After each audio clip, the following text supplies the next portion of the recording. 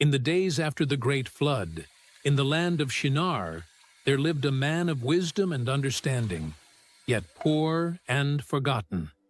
His name was Rikayon, and so he resolved to go to Egypt, to Oswiris, the son of Anam, king of Egypt, to show the king his wisdom, for perhaps he might find grace in his sight, to raise him up and give him maintenance. Days turned into weeks beneath the burning sun. His feet bled, yet his will endured, for hope was his only companion.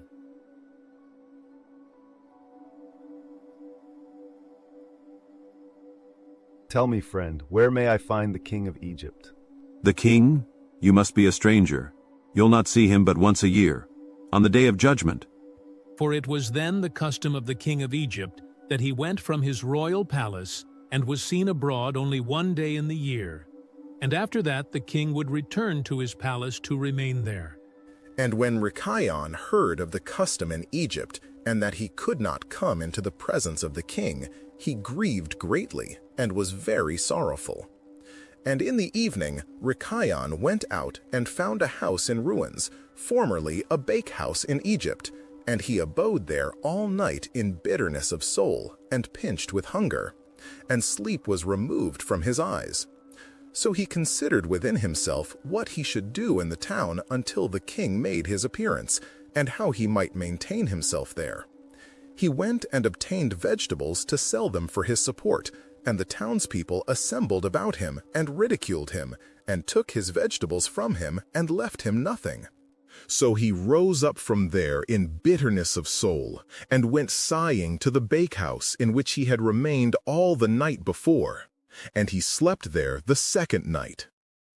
That night a thought came to Rikayon, bold, cunning, dangerous. In the morning he acted ingeniously, and went and hired strong men of the rabble, carrying their war instruments in their hands, and he led them to the top of the Egyptian sepulchre, and he placed them there. And he commanded them, saying, Thus saith the king, Strengthen yourselves and be valiant men, and let no man be buried here until 200 pieces of silver be given, and then he may be buried. And those men did according to the order of Rikayon to the people of Egypt the whole of that year. In 8 months' time, Rikayon and his men gathered great riches of silver and gold, and Rikayon took a great quantity of horses and other animals, and he hired more men, and he gave them horses, and they remained with him. And when the year came around, at the time the king went forth into the town, all the inhabitants of Egypt assembled together to speak to him concerning the work of Rikayon and his men.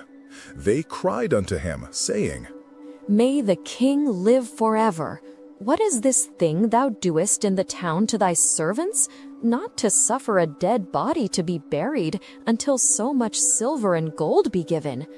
We know it to be the custom of kings to take a yearly tax from the living, but you not only do this, but from the dead also you exact a tax day by day. We can no more bear this, for the whole city is ruined on this account. And do you not know this? Now, when the king heard all that they had spoken, he was very wroth, and his anger burned within him at this affair, for he had known nothing of it. Then the king said, Who and where is he that dares to do this wicked thing in my land without my command? Surely you will tell me. Then they told him all the works of Rikayon and his men, and the king's anger was aroused, and he ordered Rikayon and his men to be brought before him. Rikayon took about 1,000 children, sons and daughters, and clothed them in silk and embroidery, and he set them upon horses, and sent them to the king by means of his men. And he also took a great quantity of silver and gold and precious stones, and a strong and beautiful horse as a present for the king, with which he came before the king and bowed down to the earth before him. And the king, his servants, and all the inhabitants of Egypt wondered at the work of Rikayon, and they saw his riches and the present that he had brought to the king. And it greatly pleased the king, and he wondered at it.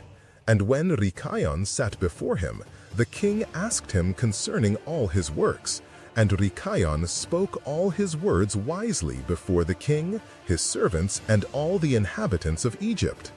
And when the king heard the words of Rikayon and his wisdom, Rikayon found grace in his sight, and he met with grace and kindness from all the servants of the king and from all the inhabitants of Egypt, on account of his wisdom and excellent speeches.